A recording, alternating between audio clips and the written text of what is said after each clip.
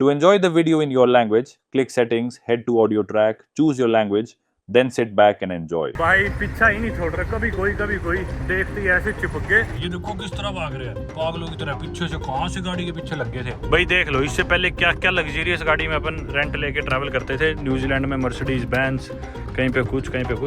वापस आ गए अपन अपनी औकात पे। Bro, just leave me alone, please. Leave me alone. Dolphin दिख रहे हो भाई ने, फाइनली देखी अपने पैरेलल ही तैर रही है वो रही। तो सारे ना मसाई लोग ऊंचा कूदते हैं बहुत, तो लोग ना यहाँ पे आते हैं, इनके साथ वीडियो और फोटोज कराते ऊपर ऊंचा कूद गए।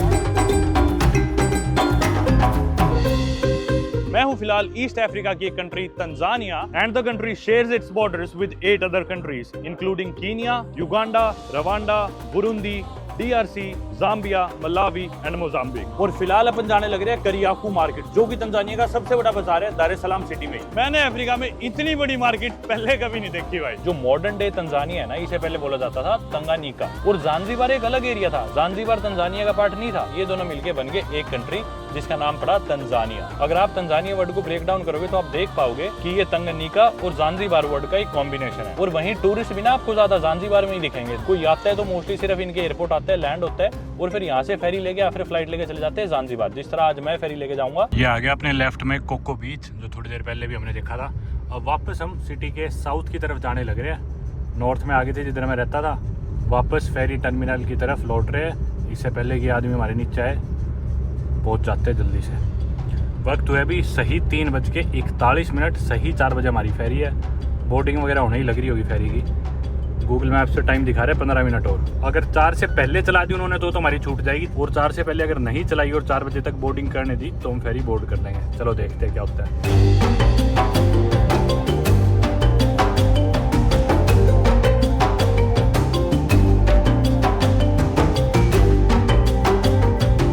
नज़दीक आ गए हम फेरी टर्मिनल के। यहाँ पे पास में एक स्टैचू सा बना हुआ था जिसे बोलते हैं अस्कारी monument.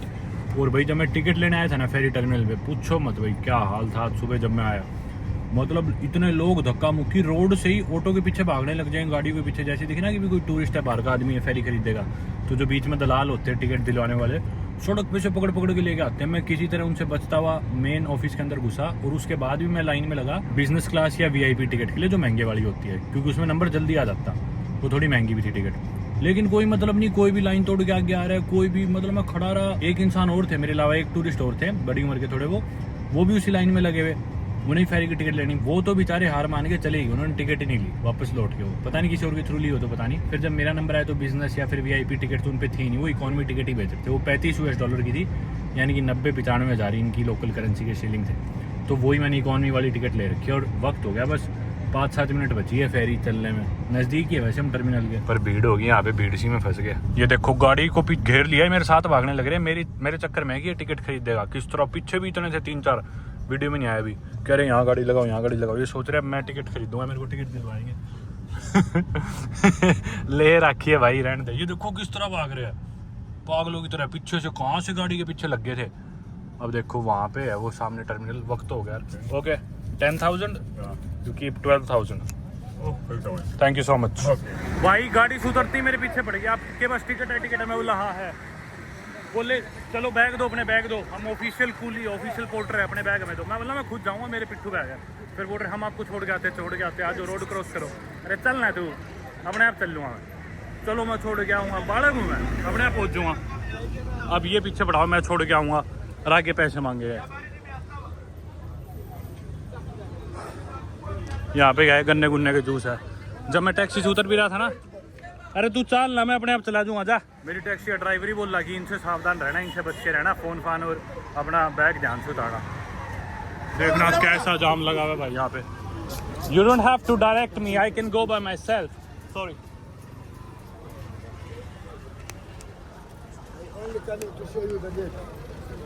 Okay thank you so much.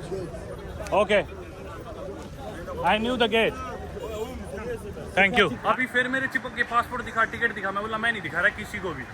कोई भी टी-शर्ट पहन के आई कार्ड डाल के आ गया, अपना पासपोर्ट दिखा, टिकट दिखा, मैंने किसी को नहीं दिखाई। बोले आ जाओ, जो बैग उतारो बड़ा। मैं बोला क्यों उतारूँ? बोले कि मैं उठाऊंगा। मैं बोला तू उठाएगा बैग जब मेरा ही है? बड़ी मुश्किल से भाई उठाऊँ। बोल रहे अपना पासपोर्ट दो, टिकट दो, क्योंकि पासपोर्ट रख लेंगे, फिर बोलेंगे पैसे दो। भाई बड़ी मुश्किल से राह बनाता निकलने लग रहा हूँ। इनको डॉज करते हुए। कभी कोई हद ही मचा रखी है भाई इनने भी यहाँ पे। सिक्योरिटी पे मैं भाग के आ गया, जल्दी से ठीक से कराई भी नहीं चेकिंग, मैंने चुपचाप निकल आया। और बड़क करते हो ना। अरे तो जैन फास्ट आ गई यार, अपनी तो दूसरी थी।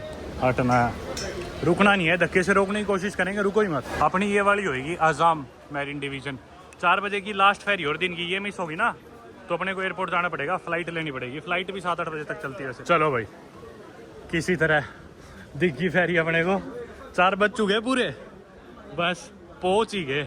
एक बार अंदर घुस जाए और कुर्सी और मिल जाए कोई सीट बैठने की। भाई कोई भी फिक्स सीट नहीं और कहीं भी बैठ सकते हैं, सीट नंबर नहीं लिखा हुआ टिकट पे, घुसते अंदर। ये है भाई इकोनॉमी, जहाँ भी जगह मिले बैठ जाओ। जगह मिलेगी तो नहीं, शायद पूरी फुल हो रही है। लो भाई बड़ी मुश्किल से सीट मिली है और अभी फेरी बस चलने वाली है। 4:12 हो गए पर अभी तक चली नहीं। बड़ी मुश्किल से इन लड़कियों से रिक्वेस्ट करी, इन लड़कियों ने मदद करी, बोली आ जा हमारे साथ बैठ जा। लो भाई इन्होंने अपनी कुर्सी छोड़ दी, बोले इधर आ जाओ आप, इधर से वीडियो बना लेना। Do you want it to be head or yeah, let it, yeah. And I think my bag is there as well. I'm gonna make sure it remains there. चलो भाई 4:19 पे चली है, मतलब 18 मिनट मान लो।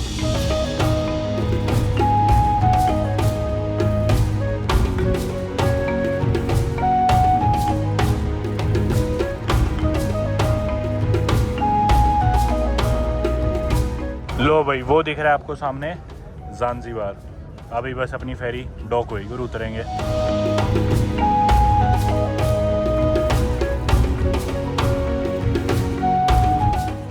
आगे भाई बाहर फेरी से हम ठीक ठाक सही पहुंचा दिया यार इसने तो, 1.5-2 घंटे में ही। स्मूथ जर्नी थी काफ़ी, पता नहीं चला इतना। और बात करते आए तो वैसे भी सफ़र कट गया। अभी बाहर निकलते हैं, टैक्सी करनी पड़ेगी। मैंने सुना है कि यहाँ पे टैक्सीज बहुत महंगी है और मैंने कोई गाड़ी रेंट नहीं कराई, करा लेनी चाहिए थी वैसे। इन लड़कियों ने तो रेंट पे ले रखी है। चलो कोई टैक्सी तलाशेंगे। अब एकदम तो मौके पता नहीं गाड़ी भी मिलेगी या नहीं मिलेगी, कोई रेंट पे लेना भी चाहूँ तो। दोस्तों पानी की बोतलें देखना कैसे फेंक रखी है समुद्र में लोगों ने, मतलब इतना प्लास्टिक फेंक रखा है यहाँ पे। आगे भाई इधर, और इधर ये फेरी टर्मिनल से उतरती ये पासपोर्ट देखते हैं, चेकिंग कराओ। अरे भाई इधर तो अलग से स्टैंप लगेगी मेरी, क्योंकि मैं टूरिस्ट हूँ ना, इमिग्रेशन पे आना पड़ेगा, स्टैंप लगेगी। क्योंकि मैंने आपको बताया सेमी ऑटोनोमस रीजन है ज़ांज़ीबार, तो इधर की अलग से स्टैंप है। ये देखो ये डोमेस्टिक अराइवल कार्ड भी दे रही है जो भरना है। ओ भाई साहब बाहर निकलते हैं, एग्जिट टर्न लेफ्ट। भाई इमिग्रेशन तो क्या थी, अराइवल तो क्या था। इतनी देर में तो अमेरिका पहुंच लेता, वहाँ की इमिग्रेशन कस्टम क्लियर करके जाके सो जाता घर पे।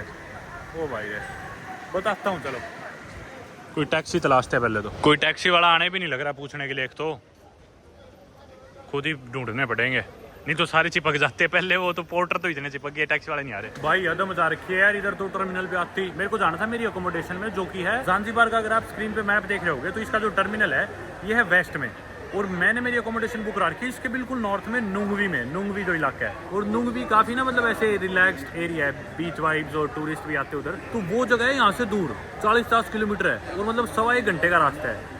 मैंने टैक्सी वाले से पूछा कितने लोग हैं, तो सीधा बोले 1,20,000 शिलिंग, जो कि अपने भारतीय रुपए देख लो 4-5 हज़ार रुपये बनेंगे सीधा। जहाँ हमारा दर सलाम में 10,000 से ज़्यादा बिल नहीं आता था टैक्सी का, यहाँ पे फेरी टर्मिनल से अपने अकोमोडेशन जाने के अपने लगेंगे 4-5 हज़ार रुपये भाई। मैं तो बोला रहने दे भाई। फिर मैंने ऊबर पे चेक करा, ऊबर पे भी 90,000 दिखा रहा है।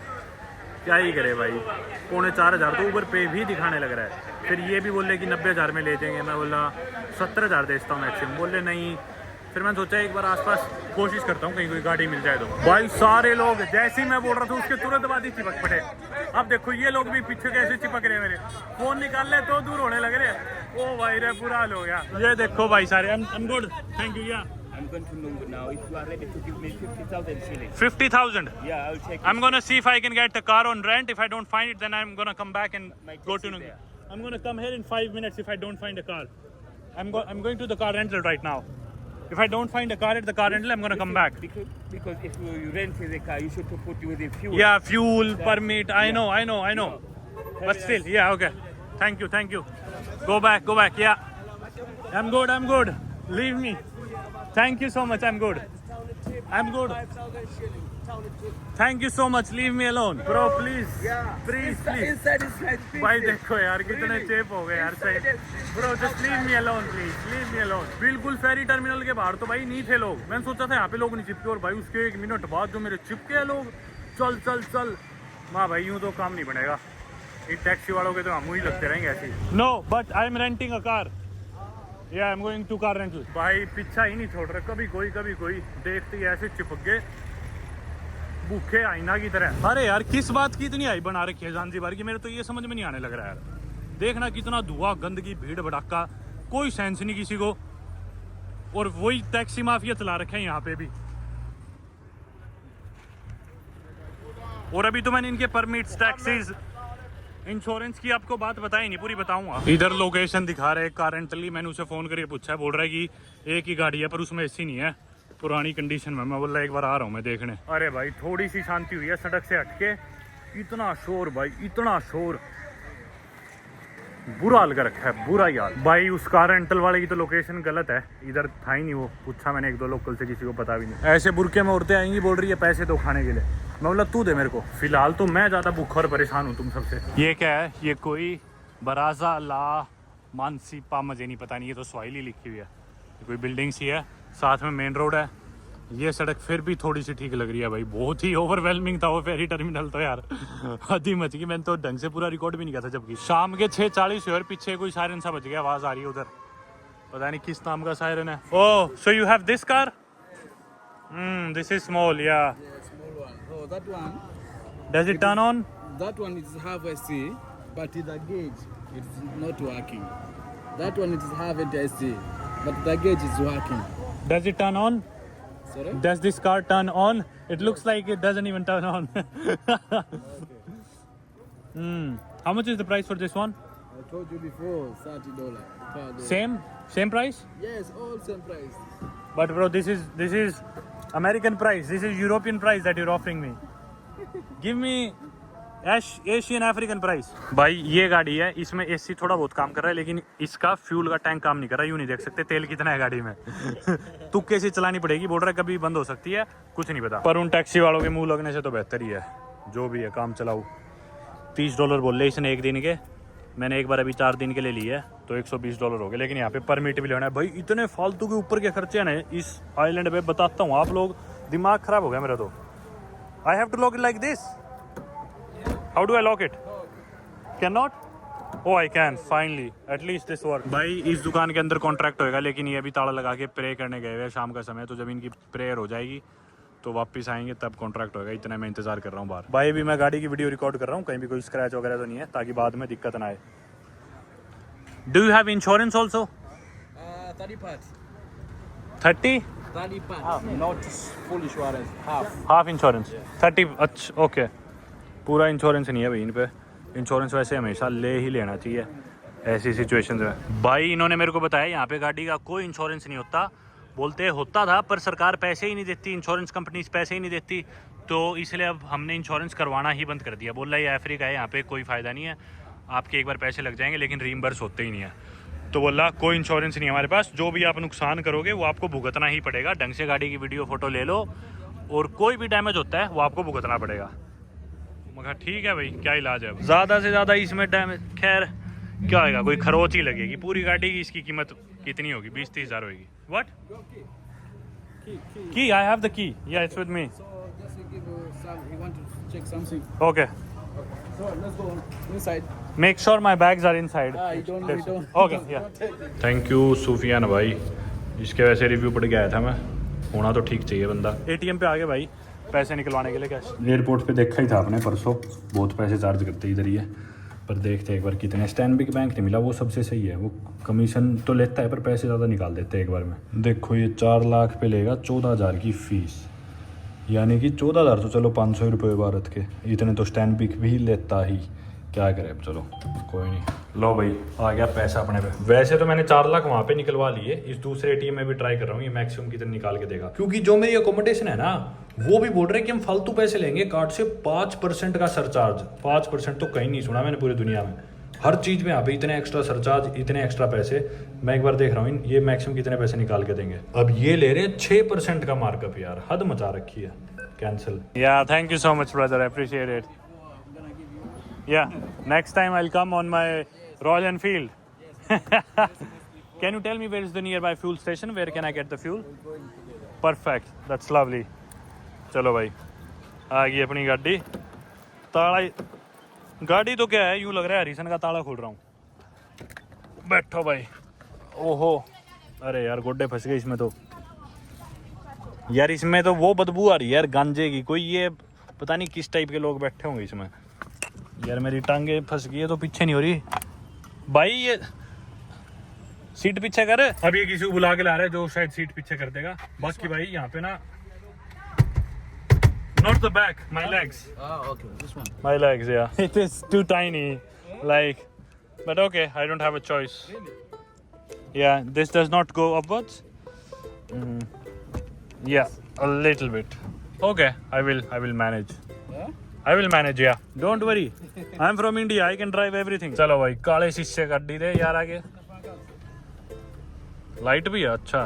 मैं तो सोच रहा था फ्लैश ऑन करके चलाऊंगा। चलो भाई, इसको रिवर्स में डाल देते हैं। डल गई।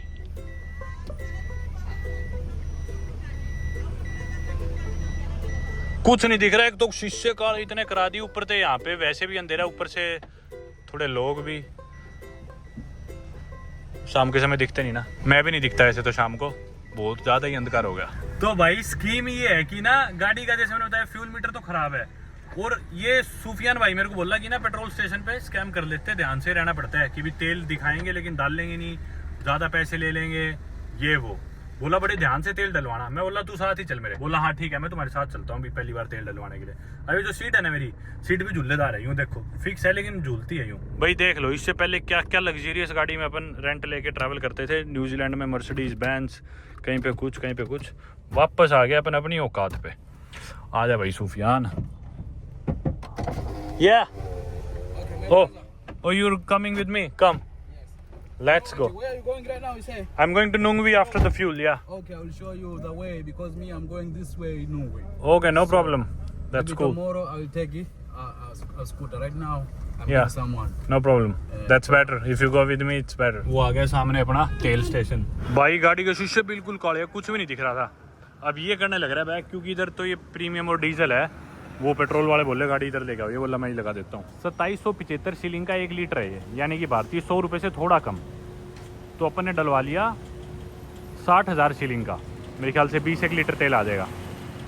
20 लीटर तेल में अगर ये वर्स्ट केस में 10 की एवरेज भी देती है तो ये 200 किलोमीटर तो निकाल ही देगी गाड़ी वर्स्ट केस में। तेल डल गया भाई, अब अपना चलते हैं अब अपने होटल की तरफ। भाई पूरे देश की सबसे घटिया गाड़ी फिलहाल मेरे पास ही होगी, पूरे आइलैंड की। कुछ दिख ही नहीं रहा, तो अभी इस पे कपड़ा मारने लग रहे हैं। तो जिस भाई से ना हमने गाड़ी रेंट करी थी, जस्ट अभी उस भाई को मैंने उतार दिया, और कुछ आप लोगों से ना मुझे बातें करनी थी। तो मैंने सोचा आप लोगों ने मार्केट की वो केओस देखी होगी, दार ए सलाम की, इनकी लार्जेस्ट सिटी की सड़कें टूटी फूटी बीच बीच में अपने को देखने को मिली। हालांकि जिम काफी अच्छी थी, सिटी सेंटर का अच्छा पार्टी हमने देखा, लेकिन अब आप एकदम से ज़ांज़ीबार जैसे ही हम आएंगे आप चौक जाओगे इनकी लग्जरियस आइलैंड लाइफ देख के। मैं भी कुछ ऐसा ही एक्सपेक्ट कर रहा था, लेकिन बाहर निकलते ही नज़ारे कुछ और ही थे। मतलब यहाँ फेरी टर्मिनल के नज़ारे तो एक तरह से दार ए सलाम से भी ज्यादा केओटिक थे। और जैसा कि ज़ांज़ीबार को तंजानिया की या फिर वैसे भी एक tourist destination, popular tourist destination माना जाता है, मैं कहूंगा कि इसे टूरिस्ट की जगह टैक्स डेस्टिनेशन होना चाहिए। अगले कुछ समय तक मैं शायद जो बातें कहूँ थोड़ी कंट्रोवर्शियल हो सकती है, लेकिन मैं सिर्फ अपना ओपिनियन दे रहा हूँ। मैं किसी को सपोर्ट नहीं करता, मैं किसी के अगेंस्ट नहीं हूँ। मैं इस देश में एक टूरिस्ट हूँ, और जो बस मेरी थॉट्स है मैं बस वो बता रहा हूँ। मैं गलत भी हो सकता हूँ। तंजानिया देश में लैंड होती है, मैंने इनका वीजा खरीदा $50 का। एयरपोर्ट पे लैंड हुआ मैं कहा दार ए सलाम airport, Dar es Salaam which is Tanzania's largest city and former capital. Dar es सलाम एयरपोर्ट में मैं एंटर हुआ, $50 का मैंने इस देश का वीजा लिया। अब दार ए सलाम सिटी से मैं लेता हूँ फेरी इसी देश के एक और पार्ट जाने की, ज़ांज़ीबार। यहाँ पहुंचने के लिए मैंने फेरी बुक कराई। फेरी कहाँ से चल रही है? दार ए सलाम से, तंजानिया की लार्जेस्ट सिटी से। फेरी में बिजनेस क्लास, वीआईपी क्लास तो टिकट थी नहीं, इकोनॉमी में भी मैंने टिकट ले ली लेकिन सीट ही नहीं थी, तो पूरी फेरी बुकड आउट थी। सारी फेरीज जो भी आज जाने लग रही थी, किसी तरह मैंने $35 पे करे, मैं पहुंचा ज़ांज़ीबार फेरी टर्मिनल। अब फेरी टर्मिनल पे उतरते ही, क्योंकि मैं फॉरेनर हूँ, क्योंकि मैं तंजानिया का सिटीजन नहीं हूँ, ऑब्वियसली ज़ांज़ीबार का तो कहां से होऊंगा। ज़ांज़ीबार एक सेमी ऑटोनोमस स्टेट है तंजानिया देश की। आप लोगों ने मेरी वीडियो स्टार्टिंग से देखी है तो आप सब चीज समझ रहे होंगे। अब फेरी से उतर के मेरे को पासपोर्ट दोबारा स्टैंप करवाना था ज़ांज़ीबार के लिए। जी हाँ, हालांकि मैं तंजानिया देश में हूँ लेकिन स्टैंप दोबारा लगने वाली थी। अब मैं इमिग्रेशन काउंटर पे गया तो मेरे को ऑफिसर ने एक फॉर्म दे दिया भरने के लिए। वो फॉर्म मैंने भर दिया। वो फॉर्म लेके मैं दोबारा इमिग्रेशन ऑफिसर के पास गया तो बोला कि भी पहले इधर नहीं, पहले दूसरे काउंटर पे जा। दूसरे काउंटर पे मैं गया तो मुझे बताया गया कि मुझे यहाँ पे इंश्योरेंस खरीदना पड़ेगा ज़ांज़ीबार आने के लिए। मैं बोला कैसा इंश्योरेंस? बोले आपका इधर का ट्रैवल इंश्योरेंस है। मैं बोला मेरे पास ऑलरेडी ट्रैवल इंश्योरेंस है। बोले नहीं, यहाँ पे कोई और इंश्योरेंस वैलिड नहीं होगा, आपको यहीं का इंश्योरेंस लेना पड़ेगा ज़ांज़ीबार का। ठीक है भाई, कितनी कीमत है? अब उसकी कीमत थी, ऊपर टैक्स वैक्स जुड़ गया, जो भी था मुझे नहीं पता, $44 मुझे उसके दोबारा पे करने पड़े। जबकि मैं तंजानिया देश की एक पार्ट में आया हूँ और उधर के मुझे इंश्योरेंस के पैसे देने पड़ रहे हैं। या तो भाई यूं हो कि भी ठीक है, साइलेंट की स्पेशल एंट्री फीस है, नहीं, इंश्योरेंस के पैसे अलग से $44 वो मैंने पे करे। वो पे करने के लिए QR कोड सा था जो मैंने उधर से स्कैन करा और ऑनलाइन जाके फॉर्म भरा, अपना नाम, पासपोर्ट नंबर, बेसिक डिटेल्स और ऑनलाइन पेमेंट करी। वो स्क्रीनशॉट उन्हें दिखाया और उन्होंने मेरा अराइवल कार्ड स्टैम्प कर दिया। अब अराइवल कार्ड लेके मैं चला गया इमिग्रेशन ऑफिसर के पास। फाइनली लोग लाइनें तोड़ के आ रहे थे, कभी कोई आगे आ गया, कभी कोई, थोड़ा अनऑर्गेनाइज सा था और सभी लोग इतनी देर में जा भी चुके थे। अब इमिग्रेशन ऑफिसर मेरा पासपोर्ट कर देता है स्टैम्प और मैं निकलता हूँ टर्मिनल से बाहर। फिर मैं फंसता हूँ उस केओस में जो आपने देखी, इतने लोग मुझे घेर लेते हैं, टैक्सी ये वो। और जो टैक्सीज अपने को मेन लैंड तंजानिया में, दर ए सलाम में, मतलब 10-10 हजार शिलिंग में होने लग रही थी, भारतीय 300, 400 रुपए, उसके सीधा 10 गुना 12 गुना रेट ज्यादा मांगे जाते हैं मेरे से। खैर मैं ये बात मान रहा हूँ, डिस्टेंस भी ज्यादा है, मान रहा हूँ मैं बात, लेकिन फिर भी सीधा 12-12 गुना रेट, 1,20,000 शिलिंग मेरे से मांगे जाते हैं, जो कि अपने 4-5 हजार रुपए हो गए भारतीय। लोग पीछे पड़ गए, आओ आओ बैठो, ये करो वो करो। तो मतलब सबसे पहले तो अराइवल पे इंश्योरेंस खरीद दो $44 का, उसके बाद फिर ये इनका टैक्सी माफिया से सारा, उसको डॉज करो आप। और ये टैक्सीज नहीं, इनफैक्ट मैंने यहाँ पे गाड़ी रेंट करी है, तो इसके लिए भी मुझे यहाँ से एक अलग से परमिट बनवाना पड़ेगा, जो कि $10 का एक्स्ट्रा बनेगा। तो मतलब उस परमिट के भी $10 किसके पास गए? ज़ांज़ीबार सरकार के पास। तो कितने जरियों से आप अलग अलग टैक्स बटोरने लग रहे हो, टूरिस्ट से या जो भी लोग आपके पास यहाँ पे घूमने आने लग रहे हैं उससे। और उसके बाद भी आपको ज़ांज़ीबार में रहने के लिए हर रात के $2 एज टूरिस्ट टैक्स देना पड़ेगा, जिधर भी आप रुकते हो उस अकोमोडेशन को। और आप जो भी होटल या अकोमोडेशन कराते हो, मोस्टली होटल्स में ये रूल है कि अगर आप कार्ड से पेमेंट करोगे तो आपको 5% सरचार्ज चार्ज किया जाएगा। यानी कि अगर आपको अपने होटल के $100 पे करना है तो आपको 105 करने पड़ेंगे, 5% एक्स्ट्रा। जी हाँ, 5% का सरचार्ज, जो कि मैंने आज तक अपनी जिंदगी में कभी भी किसी भी देश में सुना ही नहीं, इतना ज्यादा यहाँ पे चार्ज किया जाता है। तो आपके ऊपर पता नहीं फलाना इंश्योरेंस, फलाना सरचार्ज, फलाना आपका टूरिस्ट टैक्स, फिर ऊपर से ये टैक्सीज के पैसे। मतलब मेरे को तो अभी तक जो फील हुआ है, सही में ये टैक्स डेस्टिनेशन ही है। यहाँ पे मैं 4-5 दिन बिताने वाला हूँ शांति से, और देखते हैं आगे का सफर अपना कैसा रहेगा। एक तो गाड़ी का शीशा खराब है, ऊपर से गाड़ी की लाइट भी खराब है, ऊपर से गाड़ी खुद ही खराब है। सड़क पे कुछ भी नहीं दिखने लग रहा, तुक्के से गाड़ी चला रहा हूँ, कुछ भी नहीं दिख रहा।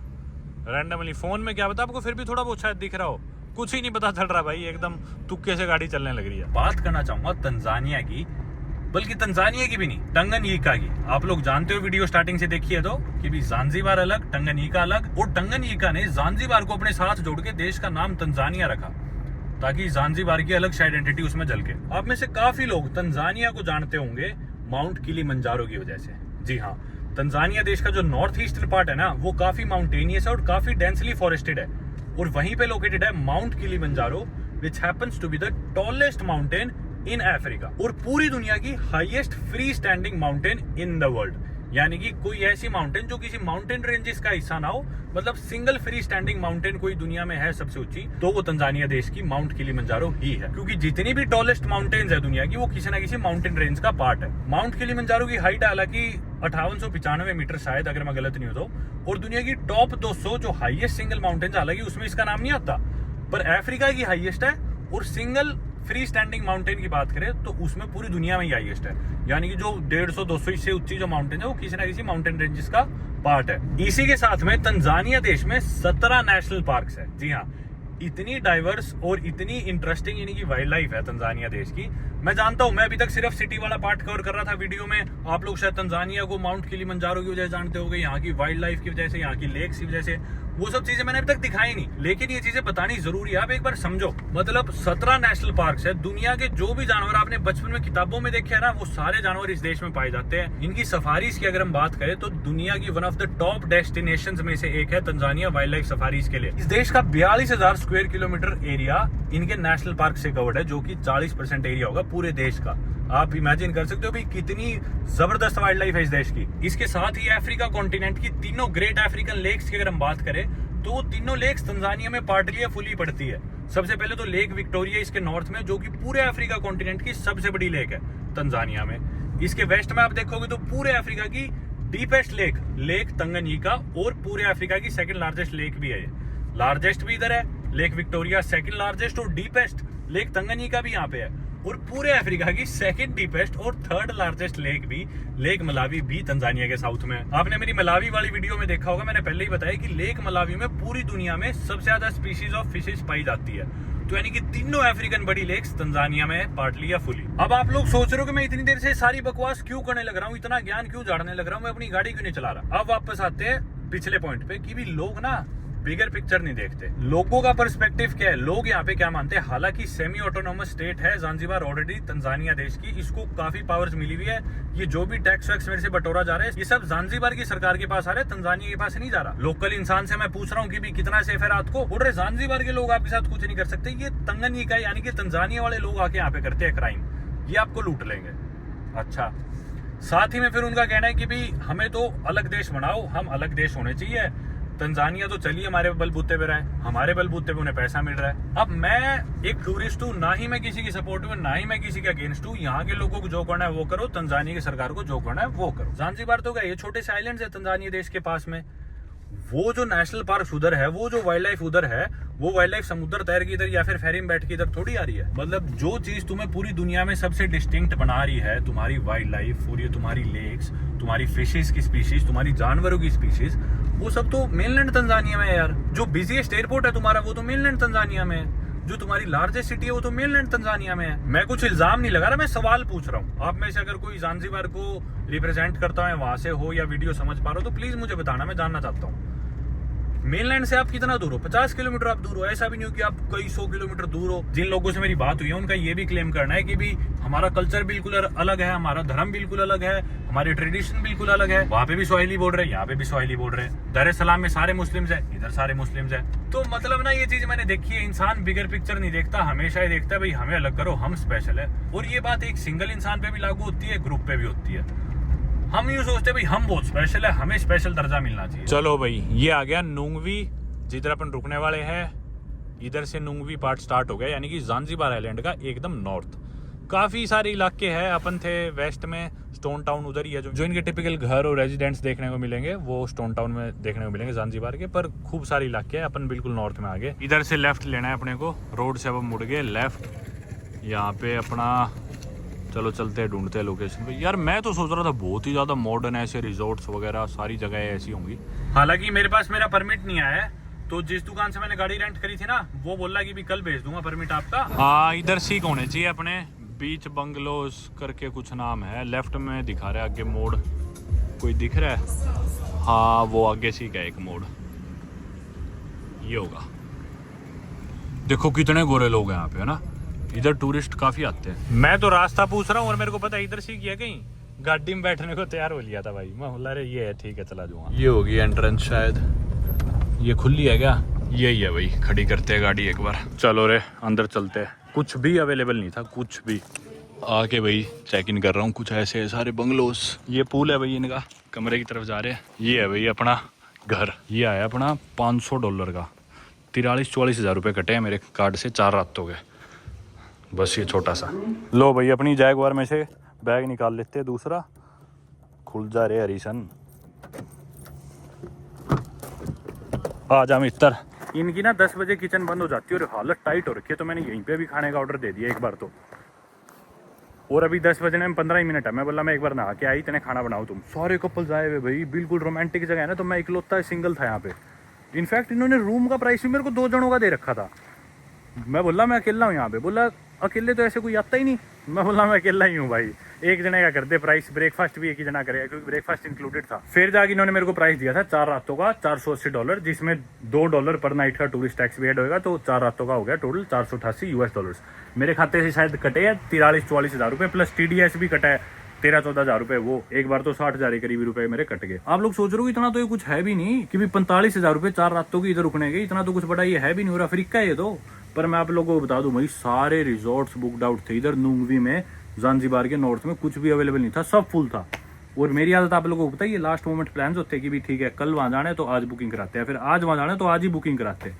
तो आज यहाँ पे आना था, कल रात को 12 बजे मैं देख रहा हूँ कि भी कहाँ रुकना है, कोई जगह ही नहीं मिल रही, सब कुछ बुकड आउट। मैंने सोचा था कि किसी 5 स्टार रिजॉर्ट में रुकूंगा, बढ़िया। आप लोग अब यूँ सोचो कि भी मैं अपनी बात से कॉन्ट्राडिक्ट कर रहा हूँ, मैं रिजॉर्ट में क्यों रुक रहा हूँ, धक्के क्यों नहीं खा रहा। पर हर कुछ टाइम में मैं ब्रेक लेता हूँ। अभी मैं पिछले 10-11 दिन से मैंने रिकॉर्डिंग से ब्रेक नहीं लिया, सिर्फ एक कल के दिन का ब्रेक लिया था, और कल भी मैं थोड़ा बहुत रिकॉर्ड कर रहा था और बाकी काम कर रहा था। तो अगले 2-3 दिन मेरे आराम के ब्रेक के, और मैं नहीं चाहता भाई हर चीज़ ही मैं रिकॉर्ड करने लगूँ ना। तो इसलिए मैंने सोचा था कि भी लाइफ में पहली बारी मैं कोई बढ़िया 5 स्टार रिजॉर्ट खुद के पैसों से बुक करा के उसमें रुकूंगा। पहले मैं नहीं रुका कभी भैया ऐसा खर्चा करके। तो मेरा तो बजट था 1.5-2 लाख रुपए मैं खर्च दूंगा 4 रातों के, पर कुछ था ही नहीं अवेलेबल। मजबूरी में फिर ये 3-4 स्टार प्रॉपर्टी है ये भी।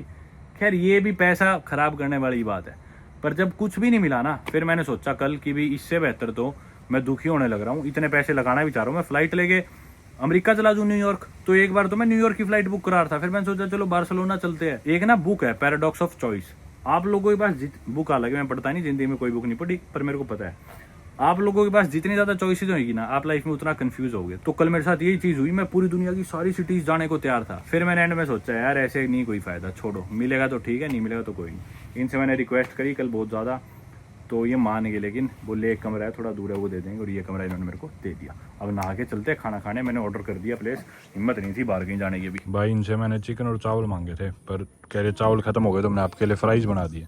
मांगे इनसे मैंने, और अभी इनकी किचन बंद होगी।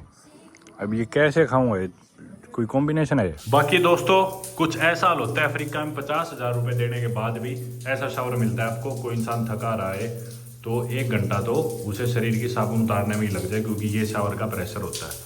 हालांकि इसकी हाइट बहुत नीची है, मेरे सिर में भी अड़ रहा है, वो बात अलग है, चलो वो तो कोई नहीं, पर आप ये देखो पानी का प्रेशर। 50,000 रुपये दे बाद ये हाल है। 1 घंटा तो मैंने इसकी टूंटियाँ खोली सारी, मखा कहीं हवा घुस रखी हुई, इसमें हवा निकल जाएगी, पर ये इसकी मैक्सिमम स्पीड थी, और ये नहीं सारी टूंटियों में बस इतनी ही स्पीड है। देख लो भाई शावर देख लो इनके, 50,000 रुपये लिए बाद। भाई कुछ ये हाल है, देख लो रात के यहाँ पे ज़ांज़ीबार में जाम लगा पड़ा है, लोगों को कोई मतलब नहीं, कह रहे रॉन्ग साइड से ले जाओ, यहाँ से ले जाओ, वहाँ से ले जाओ, कुछ मतलब नहीं, कुछ नहीं पता किसी को। ये देखो ये बस वाला पूरी बस ही बैक करके लेके आने लग रहा है, मतलब रॉन्ग साइड से। अरे यार कमाल कर रखा है सही में।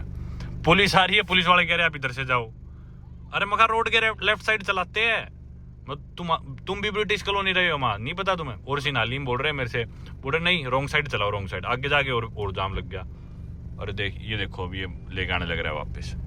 और फिर थोड़ी सी आगे मेरे को पुलिस वाले ने रोक लिया, बोला पैसे दे, नया साल आ गया, नए साल के नाम के पैसे दे। मैं बोला तुम जाम खुलवा नहीं रहे, तुम अपना काम कर नहीं रहे, पैसे दे दो तुम्हें। सड़क पे गिनती की 20-30 गाड़ियां होंगी जिनकी वजह से जाम लग रहा है। इतनी सी गाड़ी अपने दिल्ली में हो ना, सबको पता है कि भी कहाँ से निकालनी है, क्या करना है, एकदम से जाम खोल देंगे। एक ही है भाई, पता ही नहीं कोई कुछ कर रहा है, किसी को पता ही नहीं कैसे हैंडल करना है।